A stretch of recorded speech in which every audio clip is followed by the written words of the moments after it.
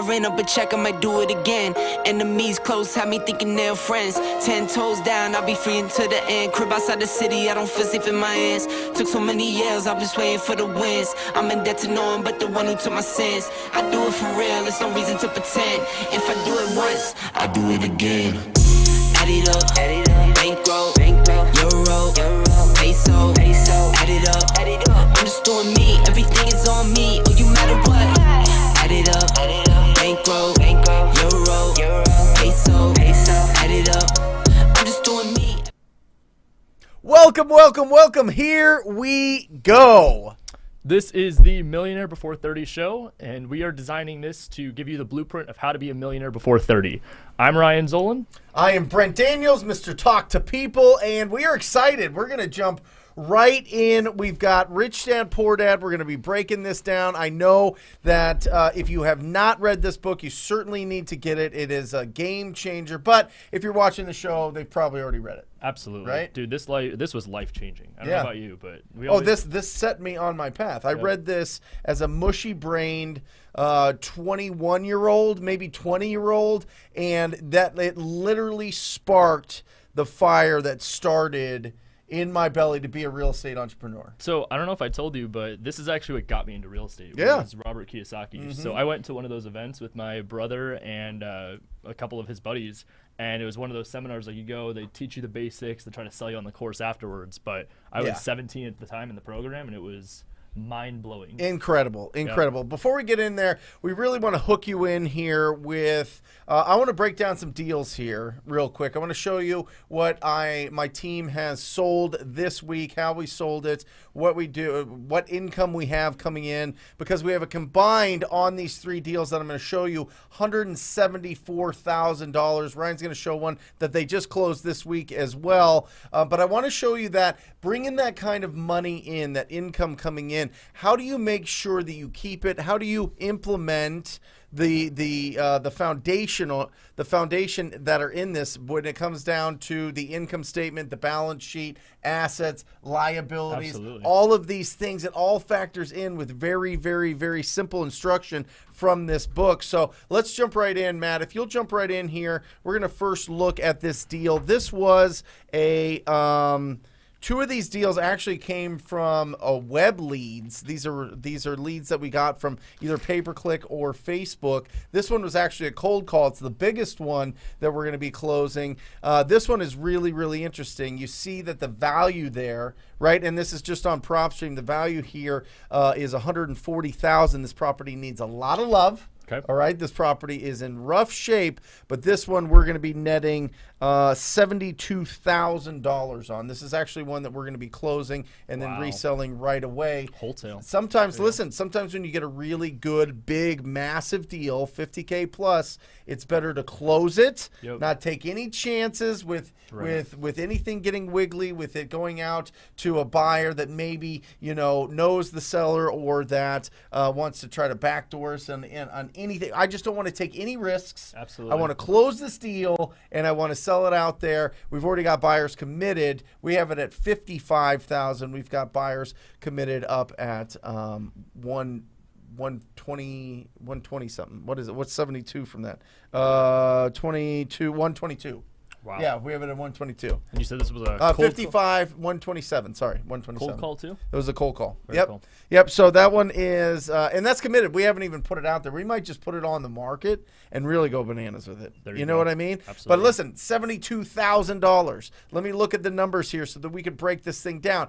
From the flip side of that, it cost us about $5,000 with everything from the skip tracing, our American cold caller that we have making calls from us through a company called callmotivatedsellers.com, and through the dialer, the phone, the lists, the phone numbers, and the dialer over time. This is it's about $5,000 worth of cost, and then from there I have about 18% of that $72,000 goes to my acquisition manager and my disposition manager, and then we've got some operation. But for the most part, I look at my business. I'm trying to push it up to 50%, Ryan. Wow. Trying to push it up to 50% net income. We're at about 44%, and that's a really healthy business. I mean, Absolutely. breaking down all the businesses that you have, of course. the average profit margin for most businesses is in the teens. I was going to say, I mean, 20 is a desire. So 20 is like huge. Yeah. Right? That's what's so incredible about this business. If you are getting the most out of your staff, getting the most out of the people that you have around, and not, listen, a lot of people think that you need all of these leads, all of these leads, all of these leads. You do. I mean, that's the engine of your business, but Right. you have to squeeze Of course. Yeah. everything out of every lead. You can't let things slip through the cracks. That's the biggest issue. Absolutely. It's really interesting. Maximize your profits. I mean, that was one of the reasons why we transitioned to the MLS deals was Yep. that it was smaller overhead, and it allowed me to kind of set the foundation properly before going into the model that we're back in now of pouring so much into that. I mean, especially going acquisitions, like you just broke it all down for the cold calling. I mean, that's a lot of dough to put out. Yep. And imagine if you're not getting deals. Sure. So that's where the systems and processes come into place. And I mean, obviously you've got it. That's why you went with the MLS. Yes, sir. Yeah. Right? What's your overhead for getting deals off the MLS? Honestly, I mean, we're pretty much around zero, dude. Right. Like it's For marketing costs. Yeah, I mean, we've got the MLS fees every year. It's like $500 to be Right. part of the association. Mm-hmm. But aside from that, I mean, it just comes down to time. Yeah. So, of course, this is the hardest place to find the deals. But with that said, you have the ability to maximize your profit. I mean, we're sitting at about like 80%. Yeah. So, Yeah. And do you have anybody on your staff that's like pulling these in, sending out the offers, kind of like first? Yeah, of line to course. I mean, you know what I mean? that's First where- attack mode.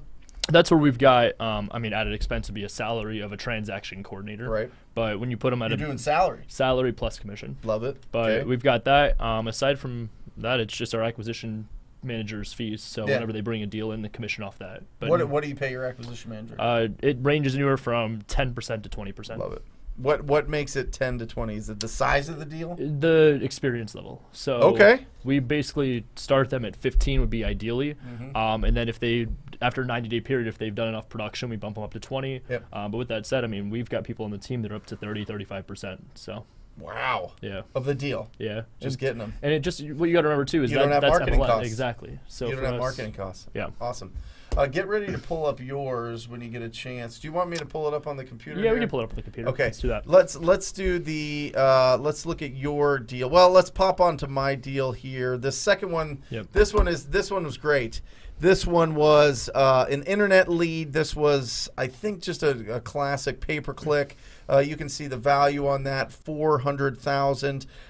We locked up this deal and got it assigned for $67,000 assignment fee. There you go. Yeah, fantastic. Well, the interesting thing, and this is across the country, if you find a track home, and this is in a track community, what I mean Yep. by track home is it's a builder that builds maybe 5 or 6 different models, Yep. and they build these big communities, and people love getting into these properties. 1, because they're newer, and 2, that it's got a good community vibe to it, and 3, the price points Yep. are affordable for a lot of people. So this one we locked up and put it out at $67,000. With that, the internet leads was it cost about $7,500 To get that. Yeah. to get that deal. Wow. And, Was that and in the a other month? deal. In a month span, or was that from the time you got it to? So we spend $15,000 a month. Okay. We got these 2 deals. Wow. Okay. So 2 deals $7,500. Yep. divided by Breaks down. 15,000, 7,500. For sure. So, and then the third one here is this one, and this is on 24th Street. We assigned this one for $35,000, bringing our total up for the week $174,000.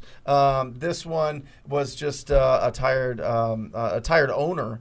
Had this big lot, couldn't keep it anymore, and wanted to sell it. So, and by the way, everybody watching this, if you've got comments, you got questions, that's the point of the show. Most of this show is question and answers. We're just warming up. We're getting everybody excited. We're showing the real life how to bring this income in. You're 18, 19, 20, all the way up to to whatever. I mean, we have everybody on this show, but specifically, if you're under 30 years, the way to start bringing in that income is to start going out there, being proactive, finding ugly properties, and having a conversation with the property owner and seeing if they would consider an offer on their property. That is like straight to the owner, and Ryan shows you how he's done it, going through agents to get to the owner, actually finding deals, finding gems on the MLS, which allows him to keep more of his deals because there's no marketing costs. It's already out there. He's just hustling a lot faster than everybody else. He's communicating more effectively than everybody else. So listen to him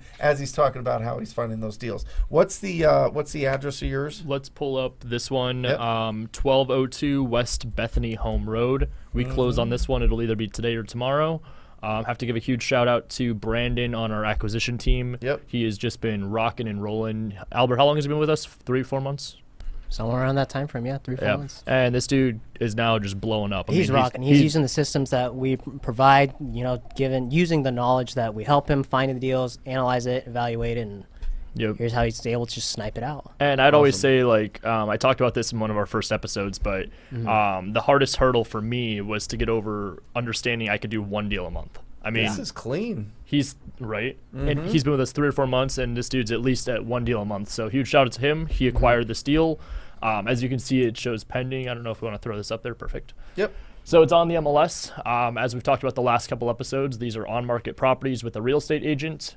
We looked at it. The reason we ended up passing was because it is on a main road. But what we liked was that the driveway is not on the main road.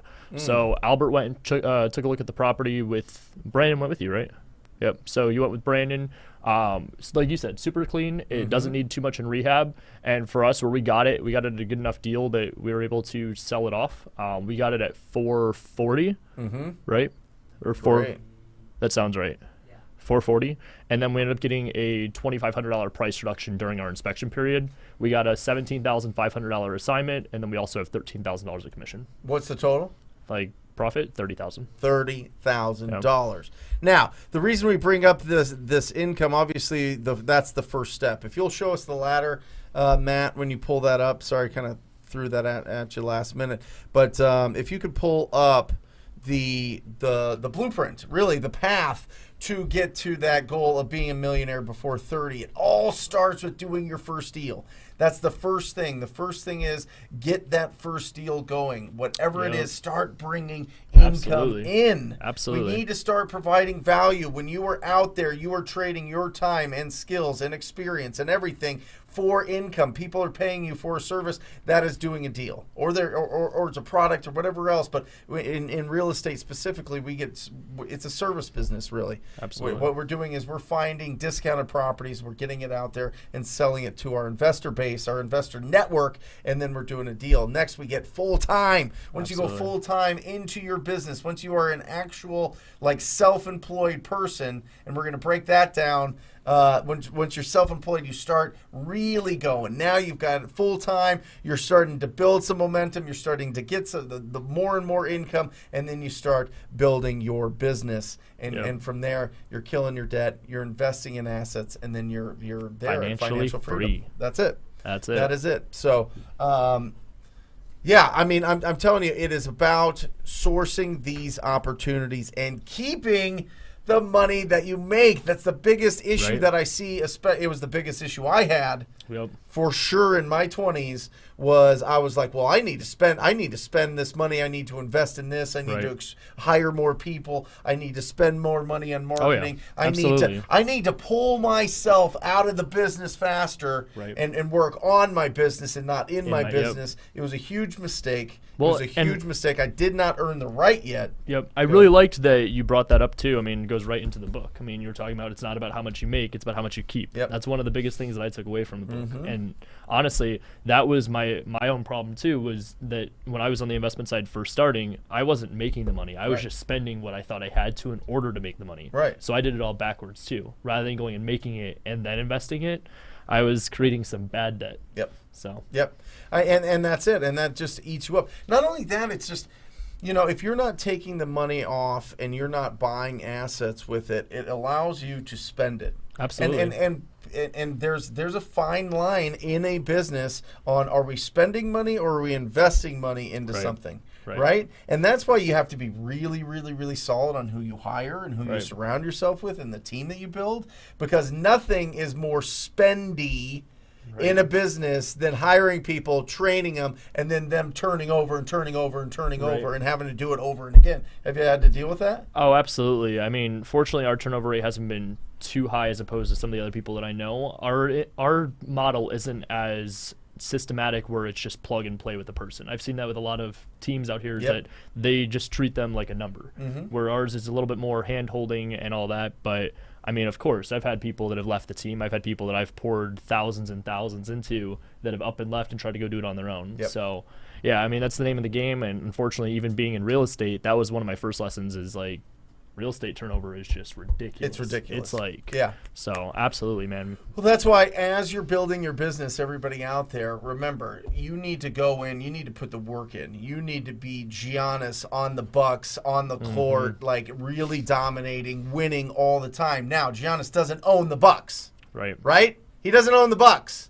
And I usually say LeBron and the Lakers in this example, but somebody's like, hey, switch it up. Giannis just won it. So, whatever. Okay, great. We'll switch it up for you, one person. But listen, it's the truth. When you are starting a business, you have to think of yourself like an NBA player, an NFL player, something like that. You have to show up. You got to go to practice. You got to put in the work. You got to perform on the game day. You got to do all these things as you're doing it. And by the way, listen to me right now. Some people in life should always stay as the player. Oh, absolutely. Should always stay self-employed. Yep. Should always stay in that. You're going to be more happy. You're going to be more in control. You're not going to have to hire people and train them. And really, I understand that you want to be a leader and you want to be a CEO and you want to be a boss and you want to do all these things. But with that comes all the responsibilities of every single person on your team. You are responsible for their financial well-being.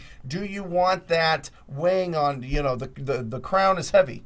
You know what I mean? The crown is heavy. So do you want that? Do you have the leadership ability? Do you have the skills to be able to do that? If so, rock and roll. We have a ton of people that do. But some people, listen, it's okay if you just want to be the MVP on the court and just make a fortune just like doing the work, just solo, doing these deals yourself, keeping all the profits, having your own schedule, not being responsible for other people, and just living really, really, really, truly free. Absolutely. Yeah. Absolutely. Okay.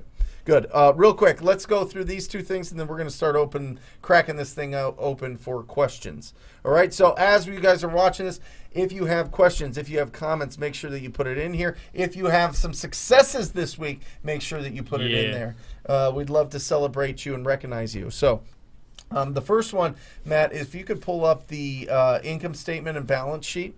I think that this is really, really, really important for everybody to look at. This is very simple, guys. This is something that every business owner has to look at. Now, does every business owner look at it? No. But this is absolutely critical. All right, look at what's going on. You've got your income and expenses. That's easy. Debit and credits. Money coming in versus money going out. All right, are you making enough money are you making enough income every single month to cover your expenses and pay for the lifestyle that you want? Absolutely. And that comes down to two things. Assets and liabilities. Assets and liabilities. How many things? Assets put money in your pocket.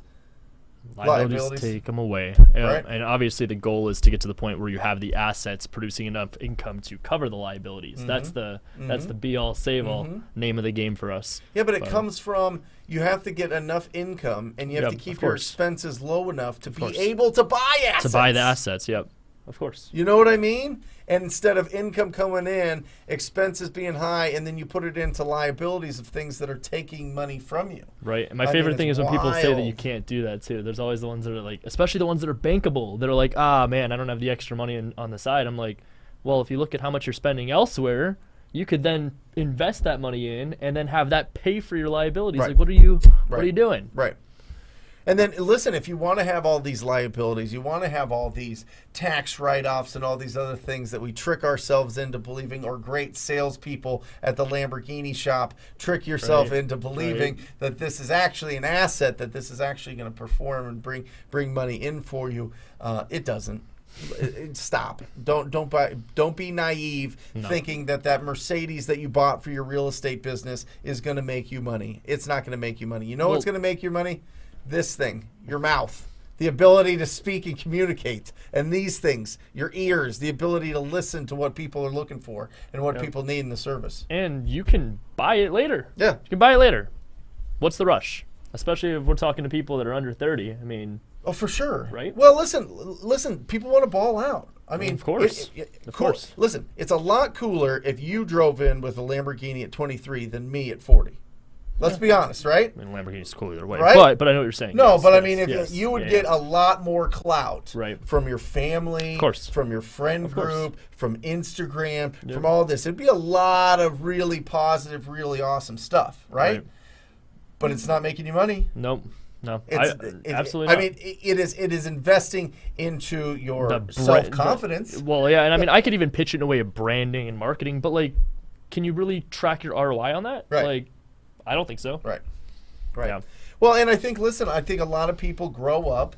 You have nothing. You see the highest things, the pinnacle of, oh my gosh, chains and watches and cars and trips and materialistic experiences and all of these things, and you're like, I can't do that. Or you live in a family that's saying we can't afford it, or you grow up in something that's like you could never do that, or rich people are evil, or we're going to be moral and closer to God because we're living in poverty, so we know the struggle and we know how great, like there's a lot of that is mixed in to family environments. There's a lot of that that's mixed into the way that our brains work, and kind of some of the blockages and hurdles that we have mentally to get over, so that we understand if we buy assets, this can last a whole lot longer than this 18-month period where you're going to feel like a badass and everybody's going to love you because you've got some super car or something.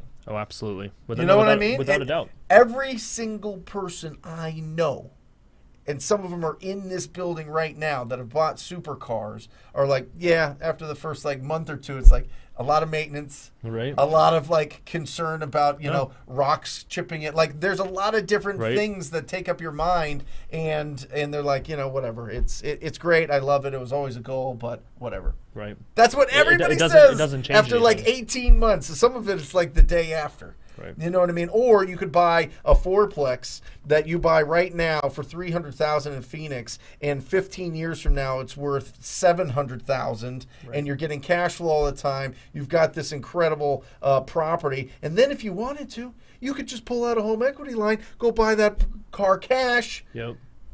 I'm telling you. Make it sound so easy, Brent. Listen, buy assets, baby. Buy assets. Anyway, let's crack this thing open. If you guys have some comments and questions, let's get this thing rolling, rocking and rolling. Big week for the team. 174,000 for the week. We've got two other properties actually that we are.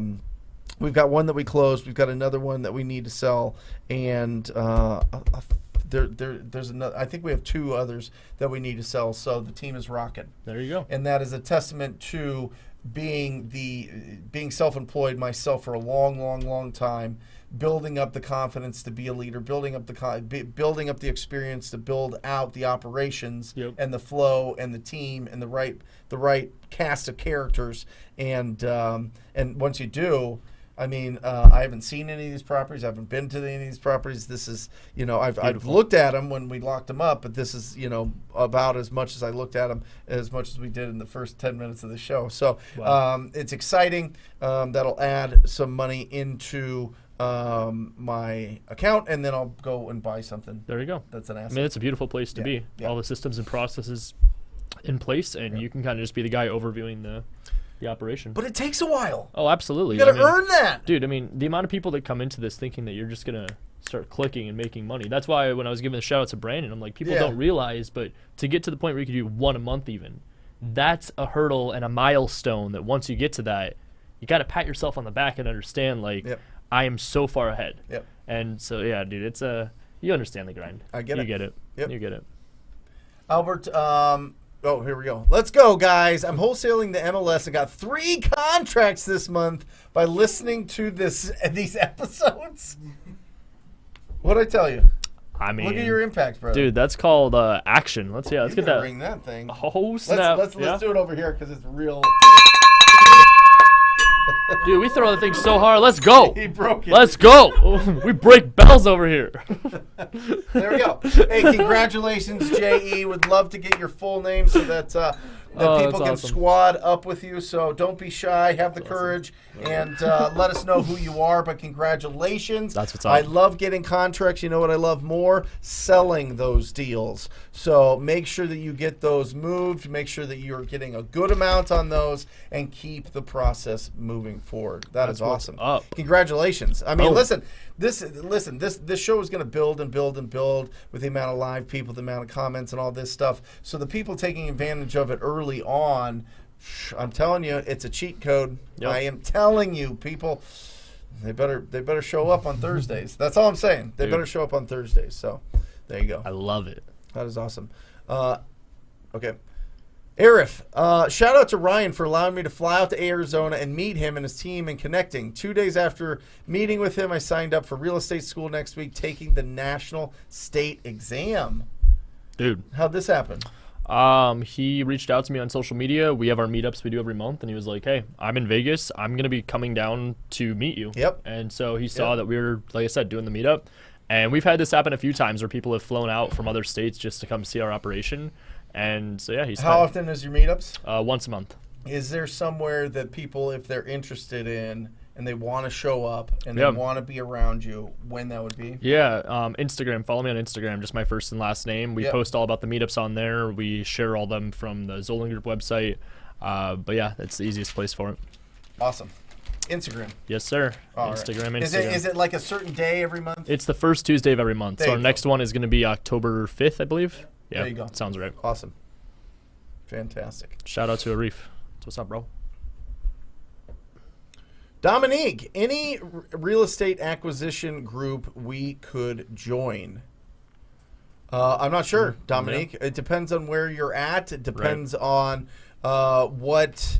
I mean, I assume that you're looking to be an acquisition manager. So anybody out there, if you're looking for an acquisition manager, there's Dominique. Dominique, what I would probably do is just put your Instagram in the comments here. And if you guys are interested in seeing, if you're at that point where you're ready to hire an acquisition manager, reach out to Dominique and see what she's about. Squad up. There you go.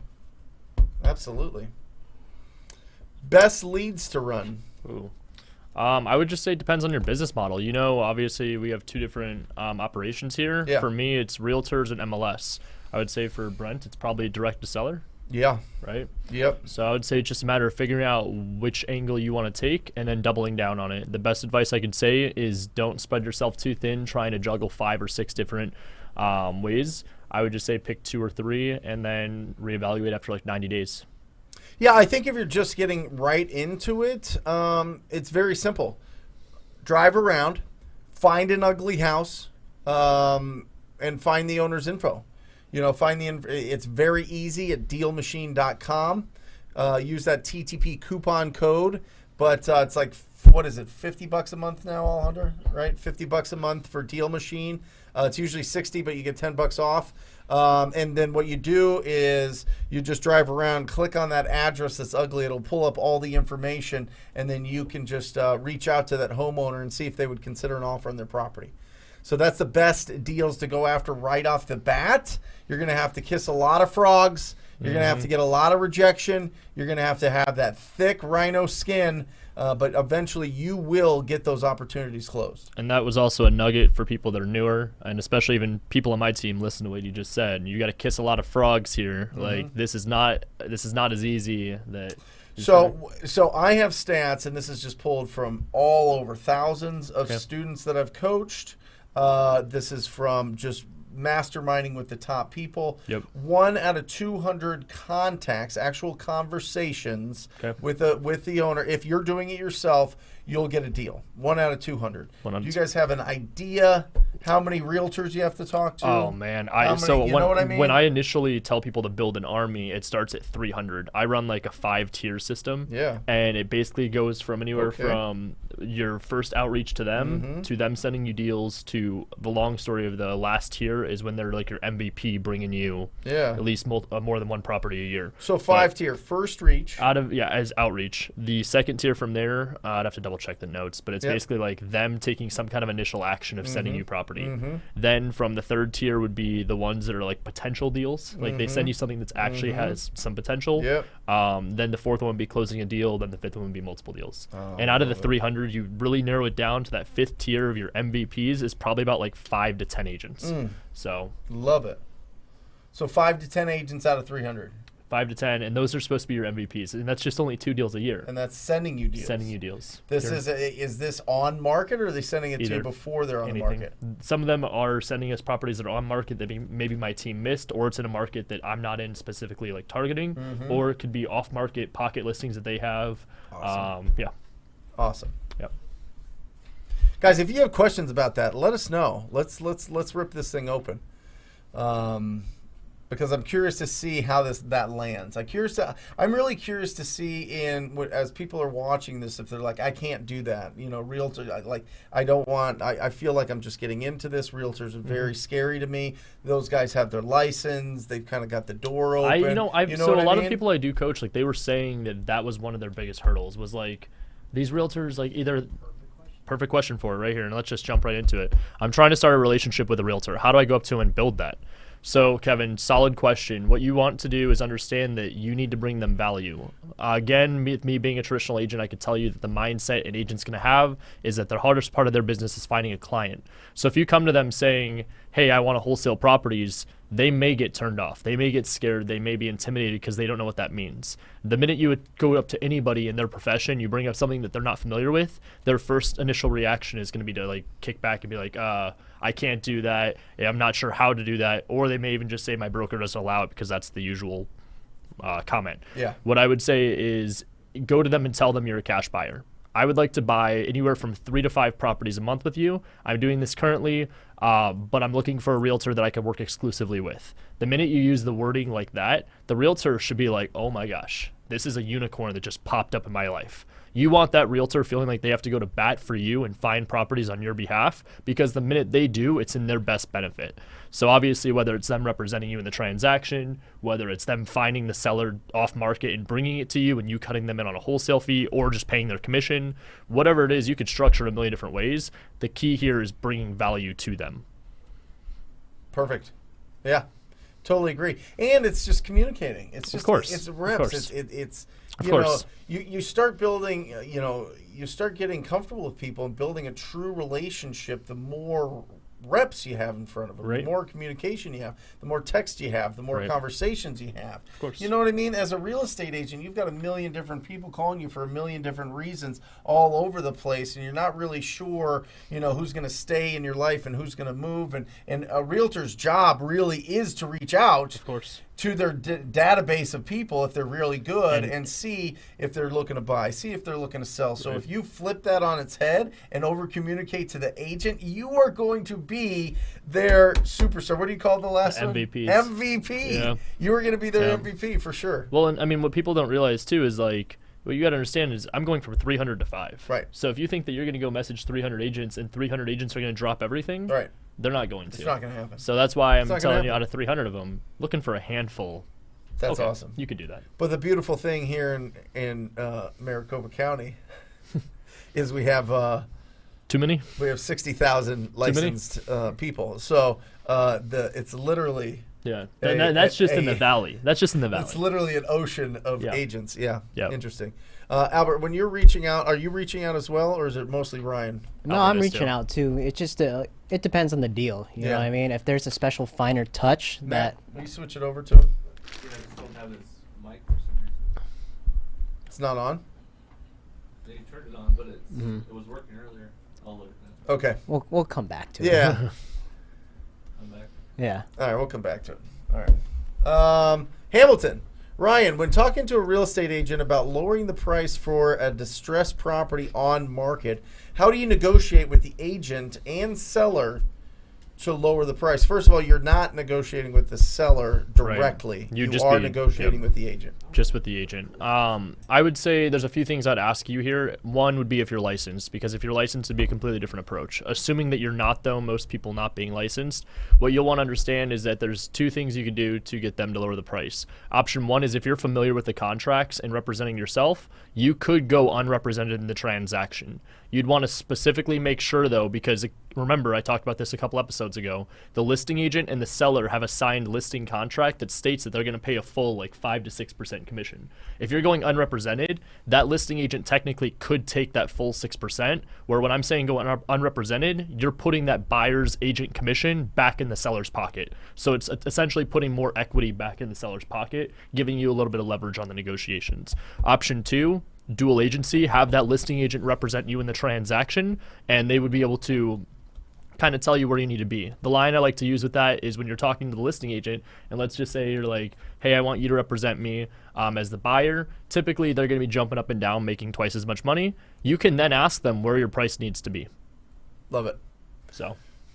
Yeah, and Hamilton, remember, it's the same as negotiating with anything else, right? It comes down to certainty and likability, right? Just from a approach standpoint, right? Because we think about, oftentimes when I get a question like this, people are wondering, is there certain things that we can say? Is there certain approaches that we can hit them with to try to get a bigger reduction or to, kind of put our case out there for why the seller should take this lowered price? And really, certainty and likability, explaining what's going on and explaining why you need to get that lower price is going to be absolutely key. And if you do that without hemming and hawing and without kind of just mailing it in and just being like, hey, we got to cancel unless we can get it at this price, that's the easy route. What I would say is have a conversation with them and see if there is potential for them to move. And if there's no other offers, typically they're going to play ball with you on some level. Now, if they've got 3 multiple backup offers, or you put an offer in and your agent was cool, but they had to put it on the market anyway because their broker requires it, and they have 15 people that will buy this in a heartbeat, they are not going to budge. They're not going to budge. Yeah. So it is a case by case. You need to communicate again with the agent enough so that you can get that insider information on whether or not they've got whether or not you have competition with that offer. It goes back to finding pain, right? We're just trying to find what's their motivation to sell, and half the time, from what our experience is talking to agents, we're not trying to sell the price why it's so low. We're trying to sell the value of our offer, as opposed to conventional as cash FHA, as is, and it's quick and close with us. We're trying to sell the convenience and the value versus like, hey, the price is low, but other way around, sell the value. That's another piece to add in there, just terms. If there's ever a situation where you're trying to get a lower price, figure out what like Albert said, what the situation is with the seller, and then the terms will align with whatever the seller's motivation is. Awesome. Good questions. Mm-hmm. I love Starburst 2, 143. No. 143 is, what is 143? I love you. Is I it? love you. Yeah. Yeah. Right? I think so. 1 word, 4 syllables, 3 letters or something. Well, I don't know. Yeah. Or 3 words, or I don't know. Yeah. 143. I have a seller whose husband is a realtor. He wants us to use his preferred closing attorney. Should I comply? I'm not opposed to that. What you'll want to do is have a conversation with the closing attorney and make sure they're familiar with wholesaling, double closes, assignments. They may ask for a copy of your paperwork to review. You may have to walk them through what the process looks like. But what you want to make sure is that you're not scaring the realtor by saying, let me talk to them. It's just that you have to do your due diligence to yourself, making sure that you're not going to get set up with a realtor that has a closing attorney that doesn't support what you're trying to do. So. Would you say there's comfort in working with people you already know, have done business with before? Oh my gosh, dude. I mean, we could talk about that deal that we've got closing. And actually, another one of our deals that closed this week. It was a flip. We just bought it, and we used a title company that is usually spot on, but it was a different branch. And it was a nightmare. So it's like you don't realize. Fortunately, they were able to get the deal done and everything. But, I mean, we closed late. Nobody was organized. They didn't communicate. and it just added a lot of extra roadblocks in a transaction that should have been much smoother. So, yeah, it just depends, on most of these wholesale transactions, or just these deals that we're looking that are discounted. The buyer pays the closing costs. So typically these are net offers when we're going direct to the seller. So the buyer is paying all the closing costs. So one conversation you can have is, hey, listen, we're paying all the closing costs, so I'd prefer to use my closing attorney because I work with them. They know me. They know the process, and I get a discount, and that helps us out on the cost, and it makes us give you more money for the deal, and it makes all the numbers work out better. So I'd prefer to use my closing attorney. Yep. So that line works beautifully. We've used that quite a few times. Yep. Nice. Ooh. Forever Mona, go ahead. After receiving your real estate license, do you need to work a realty company in order to do deals, getting paid as a wholesaler and a realtor, or can you start fresh obtaining the real estate license? Good question. So you do need to work with a real estate company. It's going to be called a brokerage. You're going to have to hang your license under a brokerage for a minimum of, it depends on the state, and each one has different rules, but it's usually 2 to 3 years. What you'll want to understand too, as a realtor, your commission is the only thing that is paid to your brokerage. The brokerage then has a split agreement with you, and they pay you out. Title pays your broker, broker pays you. As for wholesale fees, that goes directly to your person or your LLC. Your brokerage is not involved in that at all. So basically, the commissions go through the brokerage. Assignment fee goes to a different company. Yep. And I believe you own it, Albert, right? We co-owned we have 34 Holdings is our investment company, and then 23 Investments is like a leg of it. So that's where we put all of our flips, and that's Albert's LLC. Got it. So all of our flips are owned in Albert's LLC, and then we've done a few assignment fees. The commissions come to you to Stunning Homes Realty, and they get paid out to the Zolin Group, and the Zolin Group disperses to the team. So, Mona, you have to hang your license with a broker, and then from there, just have that conversation on what your game plan is, and find a wholesaling friendly brokerage. Yep. And if they do not support it, find a different broker. Yeah. JC Wholesale. What should I say if an agent wants me to sign an exclusive contract with them? This is a solid question. Wow. Solid question. We've got a lot. You opened up a lot of questions on this whole realtor thing. I love it. This is great. Good. I have no problem signing an exclusive contract with a realtor as long as it's specifically stated inside that contract. It is only for the deal that they sent to me. So like it's not withholding me from going and buying other on-market properties, because what they can hide in there with an exclusive contract like that, it's called a buyer broker, or it'd be even an exclusive agency where they could be employing themselves to be your agent on any deal that you buy or anything that's on the MLS. So imagine like for my business model, if I'm buying about 10 off the MLS every month, if I sign an run away from this agent. That too. Right? I mean, for real. Hey, listen, if they're trying to do that, one, they just might just tell them no. And if they're really insistent on it, then this is not the agent that's going to ever bring you a deal. I am telling you, they're trying to lock you up and send you a bunch of MLS listings that'll never fit what you're looking for and tie you down. So I wouldn't. I've got a little bit of a counter here. Yeah. I had this happen on one deal in Tucson where this agent, she was the listing agent, and I represented myself in the transaction, but she represented us, but I was able to get the commission reduced. It was a whole creative transaction, but she had me sign an exclusive contract with her, and it was basically just the buyer broker, but I had it specified in there. It was only for that one. Yep. Granted, keep in mind that was the one and only deal I've done with her. Yeah. But I signed it. I was able to get the deal done, and then we ended up making like 15 on that one. Was it on the market? It was. Right. Yeah. This isn't her bringing you deals. No, she was the listing agent on it though. But it was like most of these agents that want to sign exclusive contracts with you, they don't have the listing. Be the buyer broker agreement. Right. That means that they get paid if you buy anything off the MLS. Right. So it's just don't sign that. I mean, I'm just saying. Listen, this is like.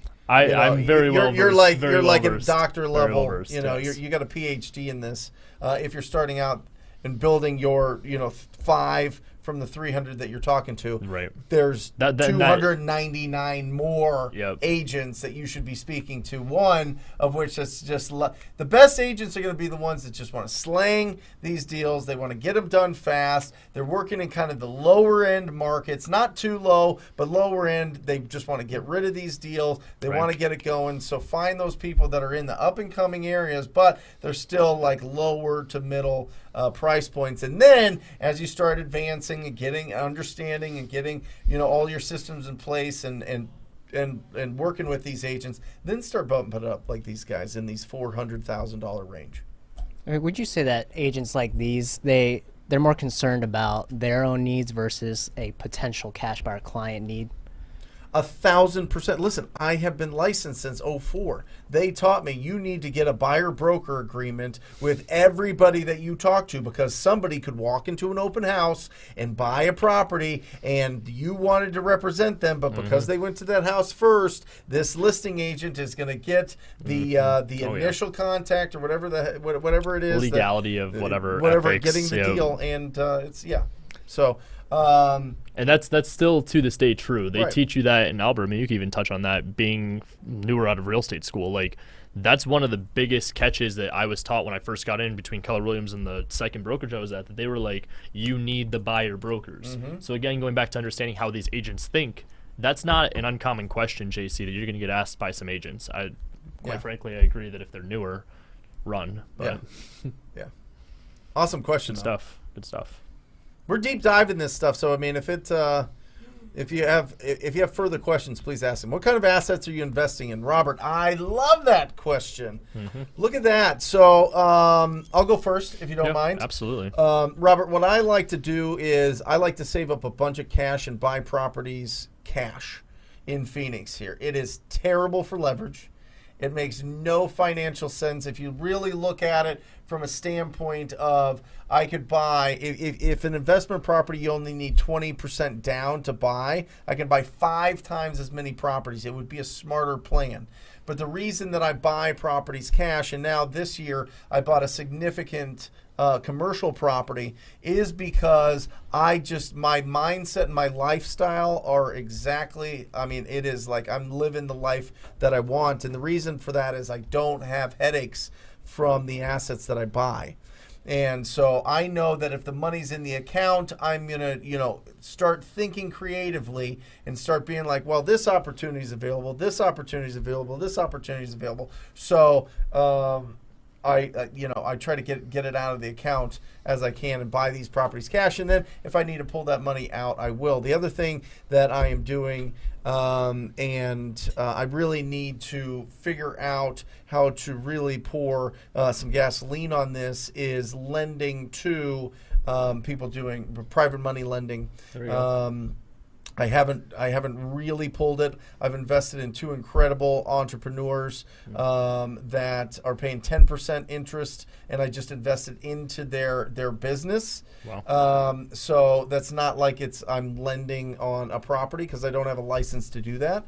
But I am interested in being the bank. That's my big plan for big income in the future, is to be the bank. The bank is, look, who owns the best real estate in the country? It's like the bank. Right. It is the bank. That and it's McDonald's, but it's the banks. Go in any city in America and go look at the fanciest buildings. It's going to be a bank brokerage, and you're like, it's going to be a bank. Just whatever. It's going to be a Bank of America or a Chase Bank or one of these other banks. And the reason is it's when people are paying you interest, you win. Absolutely. So that way you don't have to buy a ton of assets. You don't have to worry about building a big portfolio. And that's what really gets me excited. Not to say that building a big portfolio isn't something that I'm doing as well, but I'm really excited about lending out. For sure. Starting a bank. So for me, I invest into real estate. I'm big on tangible. So I'm not the guy that's going to be talking about crypto. I'm not going to be talking about stocks. The one piece of that I am kind of intrigued in that we can talk about on another episode is the NFTs. I don't know if are you? Of course. So I'm big into learning more about that at the current moment. But as for what I am invested in, it is real estate. I actually am a private money investor in a couple of deals as well, a creative finance deal, and then just similar situation, just lending out money for small 10% returns. Aside from that, this is kind of a cheesy one, but I invest a lot into personal development. Big on mindset being an asset of mine. So I pour into my personal development. It's usually about like $30,000 a year. So yeah, I mean, coaching, health, without a doubt. Personal trainers. Come on, I mean, just a coach in every aspect. So you got to get you need somebody that's going to hold you accountable in different areas of your life. So Red Bull 10 10 10 10 4 10s. Nice. Brent, the numbers I got from skip tracing don't work. What should I do? I've door knocked and also left a postcard at their house. Well, it just depends. It depends on where you got the skip tracing. Obviously, batchskiptracing.com is where you should be going. Batchskiptracing.com. Don't pull them off of like White Pages. Don't pull them off of Intellius. Don't pay 3 cents an address for somebody that's on Upwork or Fiverr or whatever else. You need to get really, really, really good data. It's going to be at batchskiptracing.com. Make sure TTP coupon code in there gets you the discount. All right, gets you discounts throughout the year. So I love that you door knocked. That's fantastic. I wouldn't leave a postcard. I would leave a sticky note that literally says whatever your first name is, Red Bull. Let's say your name's Bull, whatever. I would say, call me, your number, Bull. That's all I would put. I would put that on a Post-it note on one of those. It's like it's this shape. It's like a rectangle shape, but it's like maybe like a 3x5, and it's like the yellow lines, like a 3x5 yellow almost. pad. Right? Yeah, and then they just stick boom right to the door, and see if that's going to get more people curious, and and they'll call you. And then you can have that conversation. But listen, if the front door is closed, go through the window. For sure. I mean, not literally when you're door knocking, obviously. But like, if you can't get a hold of them on the phone, you got to try some other way. Jeez, that was positioned wrong. But yeah, there you go. Lobson, there he is. Go ahead. I got 2 guys in Cancun that I've trained to cold call. How do I go about paying them? Do I need to open a bank account in MX in order to add them to the payroll? Wow. So, I mean, this is more, I'm assuming, for VA-wise. What was your structure? We were talking about that before the show. You had your whole tree going down. What are you paying your cold calls? Well, I pay companies. So we've got call motivated sellers that have the expatriates, right? The Americans living abroad, right? And they do a phenomenal job. They've been with us for 3.5 years. And then we have calling reps, which is out of the Philippines. They're not the companies here, so we just pay the companies, and that makes it easy. So if you, I would wonder how you found them. Typically, if they're on Upwork, it goes through Upwork, and they handle that. If you're going to find your own, which I don't suggest you do, but some people like finding their own, I would go through one of those websites. I wouldn't just put an ad out.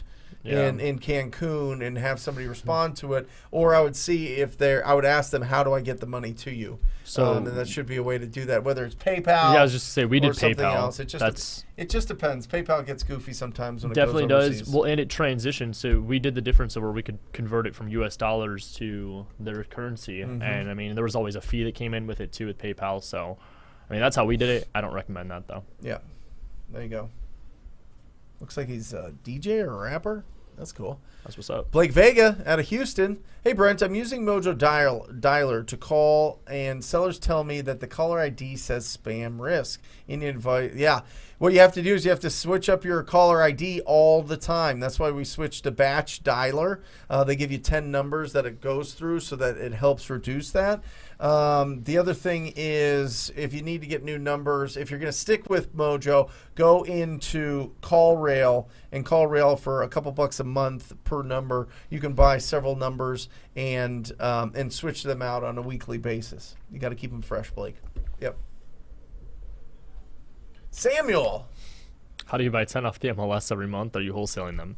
Yeah, so we wholesale and flip. We haven't really done too many wholesales, but we just take them, get them under contract. We'll assign them out, get the commission plus the assignment fee, and then obviously if we flip it, we get paid the commission to buy it, and then we take them down. So, I mean, Albert, is there anything I'm missing on that you want to add in? No, that was rock solid. Yep. Exactly what we do, T for T. You got it. 10 deals a month. Give or take. I mean, our slow months are about like 3 to 5. Our Yeah. good months could be 15 Awesome. plus. Do you want us to take the Jerry Norton approach by double dipping with real estate agents to make offers on the MLS, or building relationships with buyer agents to make offers on the MLS, or both? I would say both. I mean, the double dipping approach, I don't know Jerry Norton's model too much. By don't either. double dipping, I'm assuming you're referring to the listing agent getting twice as much commission with the Yep. dual agency. Yep. What I refer to with my method of double dipping is getting commission plus an assignment fee. So that's I think the difference between our two double dipping terms. As for if you're asking me to have the listing agent do it, or if you should have buyer's agents do it, you answered it right at the end. I'd do both. I'd have, when you're creating an army, you want people that are going to be specifically finding a bunch of listings. You're going to want people that are maybe buyer's agents that just have a really good knack of working with listing agents, kind of like what we do, that can negotiate really well and find you opportunities on the MLS. Awesome. So, Yep. Hamilton. Just like on market and off market, if there's any offers presented, how do you stand out by offering great value and service from the competition? Fantastic. what did you say earlier? It was likability and Certainty and likability Certainty. are the two most important. That's what you want your voice to sound like over the phone. All right? Like, pull it all back, and if you are communicating with enthusiasm and you're not blowing them out with like a bunch of bombastic, like, I'm so great, I do all these things, and blah, blah, blah, blah, blah. If you're there and you're very likable and you're certain that you can get these deals done, agents are going to really, really, like, you're going to stand out in the agent's mind. Right. Now, if you try to go there and you're trying to be aggressive with them, or you go there and you're trying to, and you're texting them and it's all misspelled, and it's all, right? And it's Right. all sloppy, and it's all, this is something that I should do a whole freaking episode on how to text right, seriously. Because listen, if you start texting all that, you know, real quick, emoji, crazy, you know, cutting words down, misspelling them, going too fast, and sending it to agents, they're going to be like, this guy is an idiot. Yep. This gal is so ridiculous. This is just things to come. They're not going to be able to get through this transaction. You need to be spot on, professional with your text messaging. All right? Even with the words that you're using when you are calling up and talking to anybody. Right. All right? The words that we use are like dictate our whole life, I'm telling you.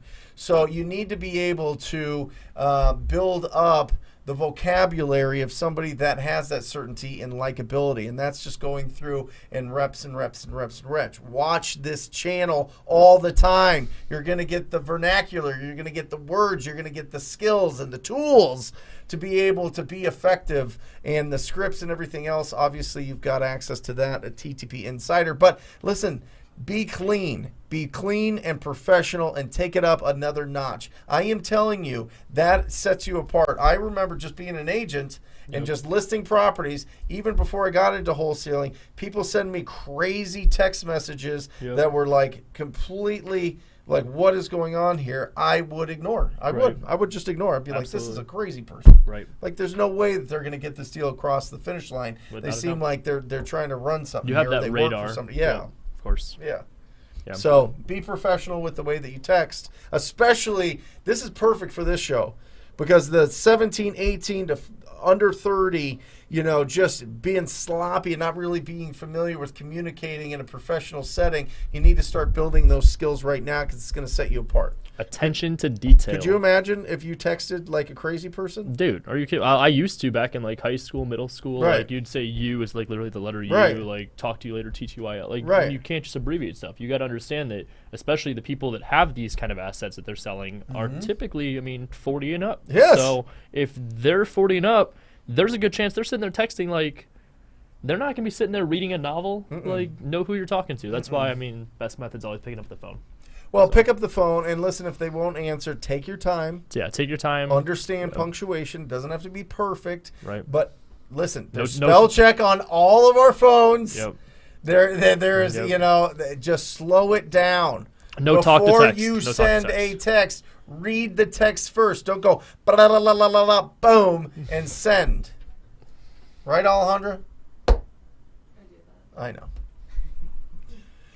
All right, next. Brandon, there he is. Will title companies typically send you a list of recent cash transactions so you can pull the buyers from out of it? No, Yeah, they're not gonna. not really. One, they don't want to do that extra work, Brandon. I mean, maybe. But two, they really don't have great resources for it. They have something called Black Knight, which is interesting, that most of the title companies use to like try to get clients by telling them that they can get pre-foreclosure data or some of this other data. But Black Knight is notoriously terrible. Yeah. It just is. It's just not accurate. It's watered down, and it's just not. It's The best thing you can get out of this situation, we actually just did on Monday, I believe, Albert, right? Where you can ask the title company who their best buyers are. Like, hey, who does a lot of transactions here that I should know? That would be the best piece that the title officer could give you based from buyers. But even so, I mean, they gave us a name and they said figure out the rest. So, yeah. From Carlos Gonzalez. We need to do a show on how to text properly. I'm telling you, you should see. I mean, I just know. I really think it's a huge advantage for people to watch this specific show. Get ideas coming from you on how to get these deals outside of the traditional methods. For sure. But you have to clean. You got to be professional when you're dealing with somebody that's representing somebody else. Oh, without now, a doubt. listen, if a property owner is texting you all crazy and they're all wild and they're all over the place, you still have to be You have to be more professional than them. Without but you a doubt, can yeah. get into the zone with them. You can communicate with them a little bit. Right. Just remember, any word over text, any kind of weird little punctuation, any weird emoji could be taken the wrong way. Seriously. So you need to always No think, tone. will this word mean something else to them? Right. Will the way that I'm approaching this, be the best way to do this?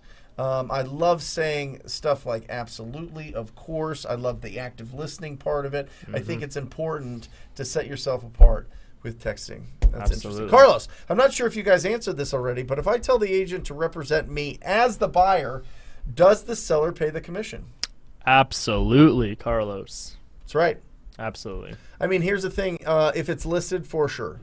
If it is unlisted, it just depends. Right. All right? Yep. If the agent represents you as the buyer, and maybe they know that this listing is coming up, and they're going to be able to get this listing, or this person is interviewing different agents for the job of selling their home, Yep. and your agent knows that they have you in their back pocket, they can go, listen, I'll tell you what, I have a buyer right now that'll pay cash as is. Let me talk to him. Let me get a buy price. Let me see if the price that you want, he'll be able to do it. If so, are you willing to pay just 3% to me, and you don't have to pay the full 6% that everybody else is going to charge you?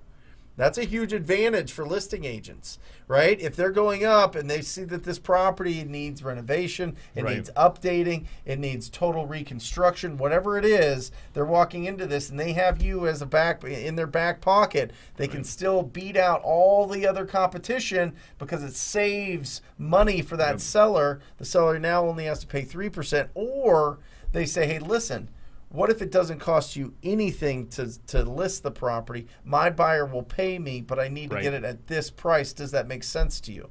And they say yes.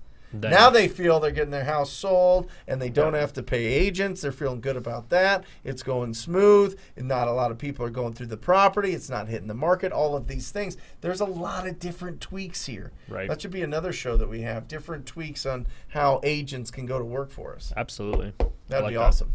Yeah. Making win-win situations. Yeah. We're making win-win shows coming up. I like it. There's like 15, I mean, maybe not 15 ways, but I mean, we've counted probably 4 different ways to make money with real estate agents. And, and that relationship, how many different options, how many different tools they can pull out when it comes to a property that could be a really good deal. Not just making offers on MLS deals, but building that 5 out of 3 utilizing a real estate agent with those agents. Yep. Money. Woo! Money. What do you guys recommend for a good lead service? Your mouth. That's what I recommend. Your efforts. That's what I recommend. Your consistency. You picking up the phone and either calling agents or ugly property owners. That's a lead service.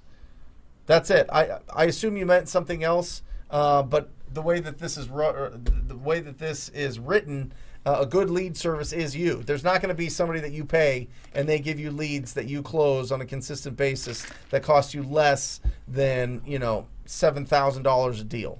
Right. I'm just telling you right now. It's on you. Spot on. Right? I mean, my best answer here is the MLS. Yeah. So Zillow, go find realtors. Yeah.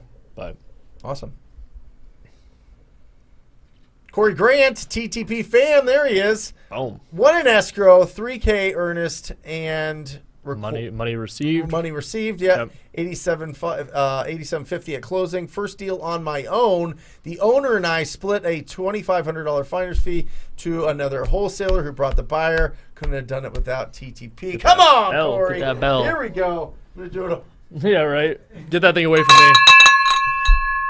There we go. There we go. What's for up? Everybody's earballs. Congratulations, Corey. Keep that momentum going, brother. I love it. That's incredible. That's what's up. Celebrate. Congrats, dude. That's awesome. Maurice. What's the best way to handle driver/red personality sellers? Love it.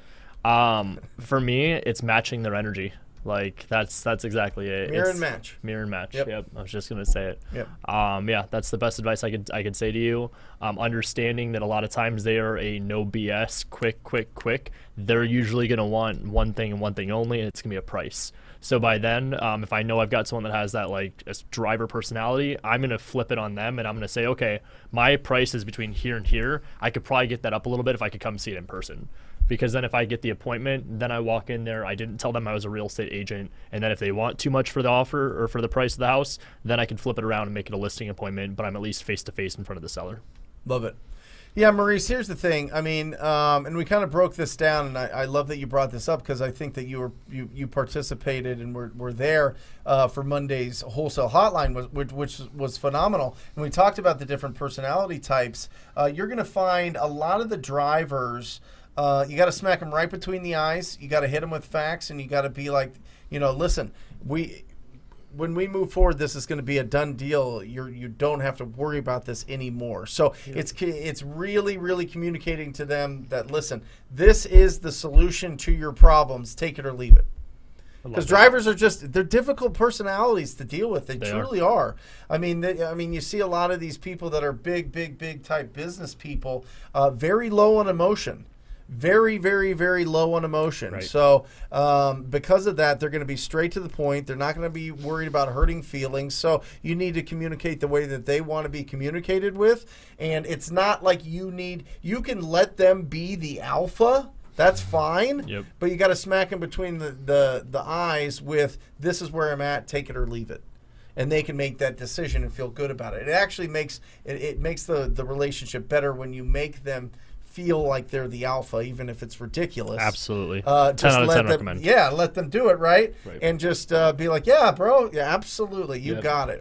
When they ask for that inspection period to be 5 days instead of 10, you're like, you got me. All right, yes. Fine. Let them have the wins. Best I can do is 7 days, but 3 days off. I mean, you lose the battle to win the war. You're beating me up. Right. You're beating me up good here. Right. Jeez Louise, why do I keep bending to you? You're incredible. I love it. I love it. You know what? They love that. Seriously. You really got to play in their ego sometimes. Absolutely. You really got to. You have to. There you go. Boom. Anthony McNichols says, do you ever use the escalation clause in your offers? Anthony, we've got some high-level audience today. We've got some great questions. An escalation clause. Will you explain to people what an escalation clause is? Absolutely. So first off, shout out if this is Anthony McNichols out in California. He was another one of the guys that flew out to meet us. So that's why he's so smart. Yes, sir. Okay. Of course. Okay. That's why he's got the experience. So an escalation clause, it is basically, think of it like an addendum to a purchase contract. However, the addendum states that you can go up to a certain purchase price amount, matching or beating whatever other offers on the table. So for example, like let's say I were to put an offer at $250,000, but I put an escalation on there up to $260,000, exceeding $1,000 over any other bona fide offer, which is super important to state. A bona fide offer means that it's a written offer that you could actually see that's presented to the seller. But then let's say in that example, there was another offer on the table at $259,000. So my initial offer is $250,000. However, if there's another offer on the table at $259,000, my escalation goes up to $260,000 and will beat that other offer by $1,000. That means my escalation clause is now being enforced. My offer is $260,000. All other terms and conditions to be the same. So that is an escalation clause. Do we use them? Absolutely. We usually do about 3 to 5 of our offers per month usually have this in them. Really? Yeah, and it's usually on the newer properties that hit the market. So they'll hit the market and we know there's gonna be like 10 other offers. Yeah. We'll throw an escalation clause in there, understanding 9 times out of 10 I'm probably not gonna get it. Right. But at least I have what I'm willing to go up to. So I have where my offer is if there's no other offer on the table, and then it will go up to a certain amount if there is those offers. So. Yeah, it's really interesting, Anthony. Listen, this is I learned this technique in 2005, believe it or not. And I thought this was slick. I was like, oh, baby, I am going to be able to beat out every other offer. And then I realized every single time that I did this, they were like, I was like, I'm going to give you an offer at $250 with an escalation clause at $260. And they're like, why wouldn't you just give us $260? Wouldn't that be your highest and best? I mean, we got multiple offers here. Is $260 your highest and best? Right. And I was like, yeah, yeah, it is. Yeah. So why didn't you come in at $260? Are you trying to get a better deal while there's competition on this and it getting bid up, and I would lose out? So it just depends. I think that if you've got, escalation clause is not the silver bullet that you truly think it is in most cases. Like you were saying, 9 out of 10, I think you probably would have gotten that deal anyway. But maybe not. Maybe it was the extra $1,000 that got. We've only had a handful of this year that were successfully done because of an escalation clause, and the only difference that actually occurred with the escalation clause deal was that the agent liked us more. So it was more of a courtesy where they call us and they say, "Hey, I did get another offer here." You 9 times out of 10 will also see this in the instance where we're writing offers on properties on Thursday, and they're saying we will review all offers on Monday. Yeah. So then you're like, well, here's my escalation clause, and then of course miraculously over the weekend there came in 2 other offers. Of course. So then they say, okay, well now we have to execute your escalation clause. Or they go highest and best to everybody. Exactly. And then you're at $260 anyway. $260 anyway. Yep. So listen, escalation clause, it sounds really sexy, and I think it works better with property owners, honestly, than it does with agents, because agents are just like, it's exposed to the whole market. So there's going to be typically multiple people coming after it. That's the reason you would put in escalation clauses, and is if you have competition. But if you're going straight to a property owner and you guys are there's a couple different buyers in the mix, and straight to the buyer, straight to the property owner, you go, hey, listen, I'll go $1,000 over whatever offer you get in writing. Up to a certain point, they're like, "Wow, okay, interesting." Yep. Now, just got to make sure that when they tell that other buyer, "Hey, listen, he's got an escalation point to this price, up to this amount," and then they're like, they go, "Okay, well, we'll come up and we'll beat that. We'll beat you by $50 or $500 or something." So I mean, it plays both ways. It's a little bit more impactful to the seller, because sellers they almost get like this like shot of adrenaline from it. They get to tell people at barbecues that this buyer would give me $1,000 above anything else that I got, and their property was sold really fast, and it was really cool, and it was unique, and this is interesting. But beyond people talking at barbecues one time, I don't think escalation clauses are okay. It gives you more of an advantage if not, but I would suggest you just hit them with your best offer that you can, and if it doesn't make sense, then you move on. But hopefully it's enough to get them to work with you. Good. From Cohen. Which lists have been the most effective for you both? Distressed properties, tax delinquent, maybe probate, and where do you get these lists? So for us, we have a lot of success with probate. And then one of my personal favorite lists that I really targeted in the past, again, keep in mind, we're just now re-ramping up our direct-to-seller method. But what I had a lot of success in the past with, you can hit up title companies and they will send you lists. My best list actually was the pre-foreclosure that was 2 to 3 weeks out from its auction date. So it wasn't a specific pre-foreclosure list. These were people that, what we came across usually with pre-foreclosure deals was that most of the sellers were not even just wanting high price points. They were in denial. Yeah. They were in this mindset of like, it's not that bad. I'm good. Everything is fine. The world is fine. 2 to 3 weeks out from their auction date, feet are a little bit more to the fire. So if there's going to be a time where they're going to accept it and make something happen, it's going to be then. So that was my best list. And then, like I said, probate we've had a lot of success with. So... yeah, driving for dollars, obviously. I mean, if it's an ugly house, they have distress. Just tired landlords, people that have owned properties for at least 7 years and the property was built before 1990. You want older properties and you want them owned for a while. Those are the best. And then obviously going after these niche lists. The issue with niche lists, Cohen, is you can call through and get through a niche list in about 30 minutes a week. Right. So, or maybe an hour a week. Very small. What do you do with the rest of your week? So you got to pad your efforts that you're going to put into being proactive with bigger lists, and that's typically going to come from tired landlord or owner occupied with equity lists. Tired landlord's another good one. Yeah. We've pulled some big rips on that. Multifamily, vacant land, those are all fantastic. Right. Yep. Bree, hey Brent, I'm an agent, and at what point do you tell me I'm an agent? So I'm assuming they're talking about like when you're talking to the listing agent. At what point do you say, hey, I'm also an agent? Well, if it's a real estate agent, I tell them right away. This is Brent Daniels with Stunning Homes, right? I'm not going to go Brent Daniels CGP. I'm not going to go Brent Daniels real estate investor. I'm going to tell them that I'm an agent right away if I'm speaking with an agent, because that makes them, they're like, oh, okay, cool. You're one of me, which is great, which opens the door. What do you guys go? We actually do the exact opposite. Okay. So I come into it saying, hey, I'm the buyer. I'm the buyer. I'm an investor here in whatever the city name is. I do that awesome. Just because I want to break down the walls. That's right. You said that of the seller, the seller's agent. At the point of when I decide to tell them that I'm the agent is once I've broken down the walls of the agent and I figure out the seller's situation the best that I could. And if anything, that seller's situation the best I could just be the condition of the house. It may not be the seller's moving to Idaho. The seller's got a house, they're building a cabin up north. It may not be something as detailed as that. But once I've established, okay, I'm going to represent myself, I'm going to go dual agency, I'm going to go unrepresented, I'm going to go seller finance. At that point, then I will tell them, okay, we'll have someone on our team that's licensed write up the paperwork, or can you write the paperwork for us, or we'll go unrepresented. Can you write it up? We'll write it up, whatever the case is. But yeah, it's by then. And sometimes it's not even me telling them that I'm an agent. It's somebody on my team that is. So I don't know if that's something your broker would recommend or be cool with, but that's our approach. Now, let me ask you, and this is why you obviously do deals on the MLS and I don't. When you are reaching out as the buyer, how do you do that when you're submitting offers to them? So by the time when I say like, hey, someone on my team will write the offer, it comes from our TC. Do you call?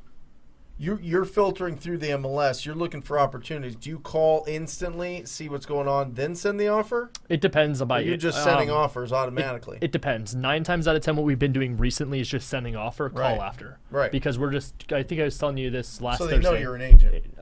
Comes from our TC. So they technically only see my LLC as the buyer. Right. Then one of the disclaimers on there is one or more members of 34 Holdings is a licensed agent. Yep. Whether or not they acknowledge it or care. Okay. I don't know. And then you call them? I'll call them or TC calls, or they'll email back. But got it. And if they call, they're going to call the agent that submitted the offer. So they're usually calling. And is your email a real estate agent email? Yeah, hers is. So and then mine is coming from the business's email. Got it. So But if you're reaching out to people to bring you deals, you comes know, from my or- business email, not my real estate and email. your call, are you guys reaching out to agents, the 300 to get 5? You're reaching out to agents saying, hey, I want to buy houses? Correct. And that's the conversation. Correct. That's when you're saying, I'm an investor. I'm an investor. It's not when you're sending in Even offers when we on call, the MLS. even so, then we're saying we're the investor. Yeah. And you're like, we just sent you the offer? Yep. But they know you're an agent. If they put it together, yeah. Yeah. Okay. Well, I mean, how else? I mean, you don't see a lot of independent people putting together 9-page, So technically, fully documented contracts. The catch is that you see 34 Holdings as the buyer, so Yeah. it comes across as a clean offer from the Zolin Group, which ironically has Ryan Zolin as the buyer. Right. But it's two separate companies. So Got it. they I don't know. It usually comes across pretty professional. I mean, Albert, you can chime in if you want, but I feel like the agents. It comes across professional, and half the time when I call, I don't say I'm an agent. I don't even say I'm a buyer. I don't answer questions that weren't asked. If they didn't Right. ask me who I am, I won't answer it. Right. Right. Because I don't give them any more information than what they want, because I may have scared them off by saying, oh, I'm an agent. That's like, okay, I can't get this listing. Right. Or I can't represent both sides. Right. But if I say I'm a buyer, you know, that can be like, oh, wow, I have like 1 million of those. You know what I Right. mean? So I just say, hey, I'm interested in the property, and that just gets their ears perked up. Yeah. That's perked what up you enough. say. I'm interested in this property. Yeah, I Yeah. start with, hey, is 123 Main Street, that's your listing, correct? And I 100% of the We already time, know. I know that answer Yeah. is yes, Yeah. but that got them to answer my question instantly. Right. Yeah. So now that opened up the conversation for me to ask more. Yeah. break down the walls. Awesome. Do you have the agents? Do you get the red flags? Because after asking a question like that, and you know, agents can go one of two ways, right? They could just keep opening up and tell you about the property, and Oh, how yeah. great it is, and how fantastic it is, and, or what the situation is. Some of them just crack right open. Oh, yeah. Other ones are like, are you interested in buying? Okay, great. Are you purchasing cash? Or you They doing start to qualify conventional? you. Yeah, they're trying to qualify I'm me. going to be I'm buying like, no. cash. Okay, is that private money or is that cash? You know, do you have proof of funds? Do you have this type of thing? I am telling you, if those agents start cracking those questions, run away. Yeah. I'm telling you, run away. They are going to, they're going to be either very inexperienced and not doing a lot of deals, so they really are doing it like the way that, you know, has been taught in, you know, the brokerage or the, you know, whatever else, because they just don't have a ton of experience. Because you find the agents that sell a lot of deals, they like, Yeah, here's they're the quick. deal. It's fantastic. Do you want to buy it? They're to the point. Right? Right. Those are the ones that are like breaking it down, and they've, you know, this is like their third career, and they just got their license like 3 years ago and have done 2 deals, and Right. this is like their, you know, family member's house that they're selling or something. You're just Right. like, oh my gosh. Anyway. Dave King, should we in TTP just focus solely on lead generation, cold calling, and start to implement working with agents as we ramp up? Or would you say we should focus on the strategy as well? Well, Dave, in the program, in the training, I talk about the perfect schedule. Part of that schedule is 5 contacts with real estate agents a day. 5 contacts, and that's one for cash buyers, but also for getting referrals for opportunities. So it's baked into there. Obviously, I want most of your focuses on directly to the seller.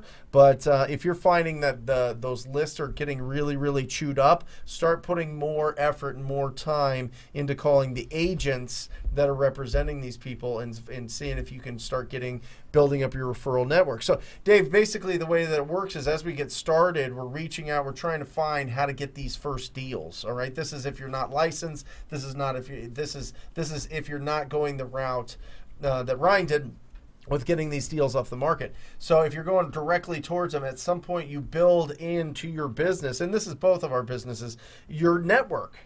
Like your database, Has like to. your data. This is every business that has ever been built has a Right. database, has a group, a collection of people that they do business with or potentially will do business with. These are people that know, like, and trust you. They're going to refer you opportunities if the time comes. And if you are staying in front of them and asking them to send you these referrals Absolutely. as often as possible, letting them know that you are hungry, letting them know that you're ready, and responding to them very, very, very quickly. Not letting a text message ever go longer than an hour without responding.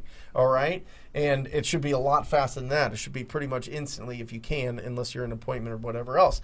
Anyway, but you build up your network, your database, and all of a sudden you almost start, the tide starts turning. It started, proactive efforts are giving you all your income. All of a sudden you start getting some incredible referrals from people, and you build a business. I mean, that's how the biggest businesses, biggest wholesaling businesses by far, that's how they do them. Absolutely. Keegley, New Western, some of these other ones around the country, it's all referral based. It's all being has to be. It's your network. Yeah, it's all the network. Awesome. Good question, Dave. But that's the evolution. Dennis. What do you do for houses that owner passed and there are no relatives? Dude, I mean, that's a solid question. I would just figure out whoever the next heir is that would be, well, there's no relatives. It's going to be passed down to somebody. Albert, what would you do? Goes to the state. Yeah, it goes to the state. I had a tough situation. This one, it was the same situation. I couldn't find out who has the rights to the property next. That just takes some, that just takes some investigative work after that one. Yeah, Dennis, for you, it's just investigative work. That's what I would say. I mean, like Brent said, it goes to the state, and if you can stop it before it hits the state, good for you. Otherwise, it's... I'd probably just move on to the next.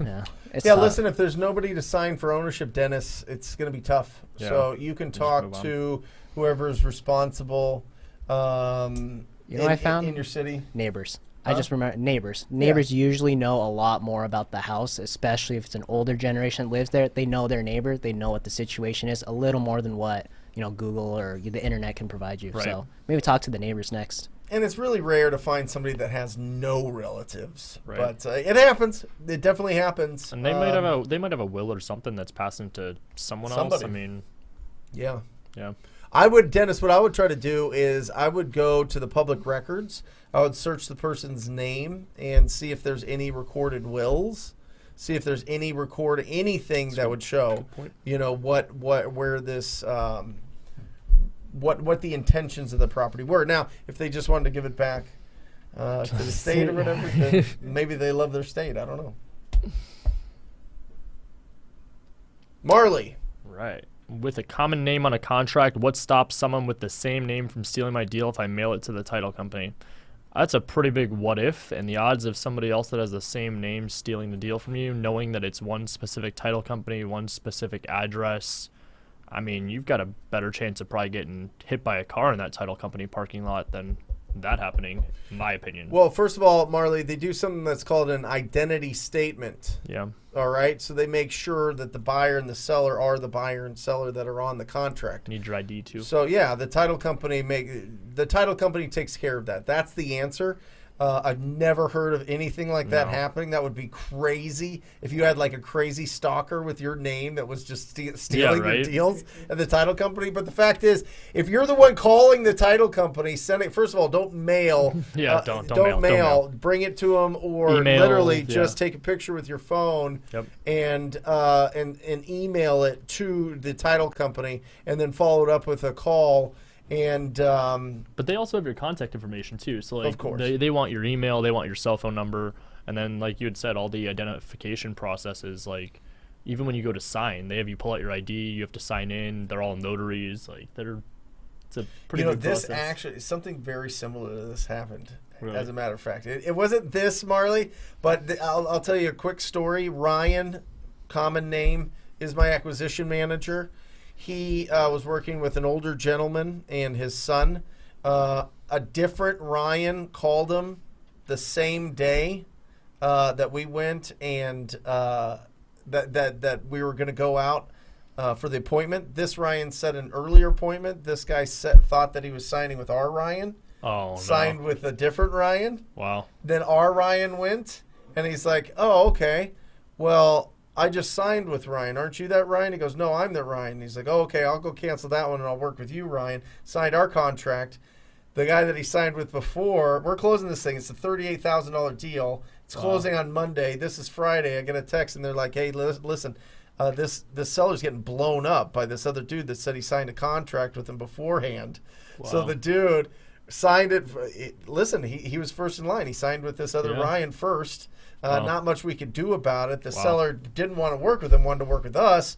But the guy said, well, if you don't work with me, I'm going to sue you. I'm going to go through the whole procedure. Scared the old guy. The old guy was like, fine, like whatever, I'll just close with you. And we lost out on the deal, even though we had built a 7-month relationship with this guy. No, he doesn't sound anything like our Ryan, but he just thought it was the same Ryan, came in, swooped it, got the deal. That is brutal. And that's brutal. rare. Yeah, I mean, that's once in 17 years. I mean, rare. that's once in 5 for me here. Jeez. But it sometimes that happens. That's more likely is somebody going to the title company pretending that they're you and being your doppelganger and being your evil name. And, also, our title kind company, you wouldn't be able to walk in and say you're us. No. They'd look at you and say, yeah. If I walked in and said, I'm Ryan Zolin, I want to buy these properties, they'd be like, no, you're not. Right? No, you're not. You don't even look like it.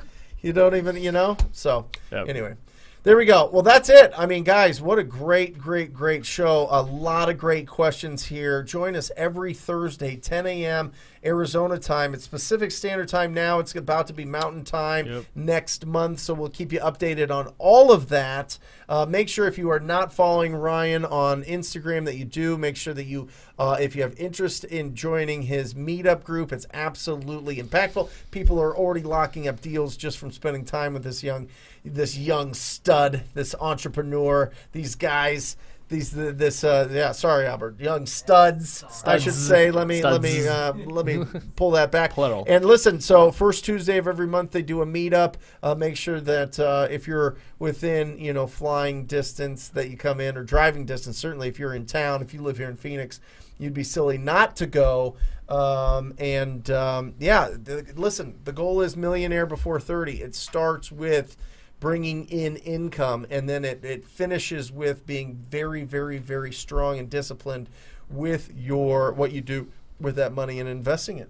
Absolutely. And obviously we're trying to give you guys the blueprint of how to do this before 30 years old. This book, Rich Dad, Poor Dad, this is what we were talking about as one of the staples of what is the foundation of success in real estate. Rich Dad, Poor Dad, today's episode. This is relevant to us in our lives. Every day. Got me into real estate, changed my life. I'm only 23, so I know that it can do the same for you guys. But listen, understanding the difference between an asset and a liability is the foundation. That's it. Of financial freedom. Absolutely. Making sure those assets can produce enough income to cover the liabilities. That's it. So that's it. Go crazy, have huge goals, have those things that you want to get and buy and do and everything else. But remember, when you buy an asset that's long-lasting, not only do you get a ton of benefit from it and a ton of financial freedom from it and income from it, but your family, generational, your family, generational, not only is learning, and not only do you get to pass on the legacy of these assets, but also they see you doing it. They see you being responsible. This is why the wealthy are the wealthy. Their kids and their children see them doing it. They grow up in that environment, all right? And if you're going out there and it's always up and down because you're spending money on liabilities, they're going to mimic it, and it just stops. It, all of the income, it doesn't matter how much you make. It goes right back to other people. You're making other people's family rich when you're spending it. Invest it in your assets. You got this. Love you guys. See you next week. See you guys. I ran up a check, I might do it again. Enemies close, had me thinking they're friends. 10 toes down, I'll be free until the end. Crib outside the city, I don't feel safe in my hands. Took so many years, I'm just waiting for the wins. I'm in debt to no one but the one who took my sins. I do it for real, there's no reason to pretend. If I do it once, I do it again. Add it up, bankroll, euro, peso, add it up. I'm just doing me, everything is on me. Oh, you matter what? Add it up, bankroll, euro, peso, add it up. I'm just doing me, everything is on me. Oh, you matter what? Add it up. Told her if it's all me, everything is on me. Gon' back it up. Matter what? Told you I'ma do me, why you hating on me? It's not adding up.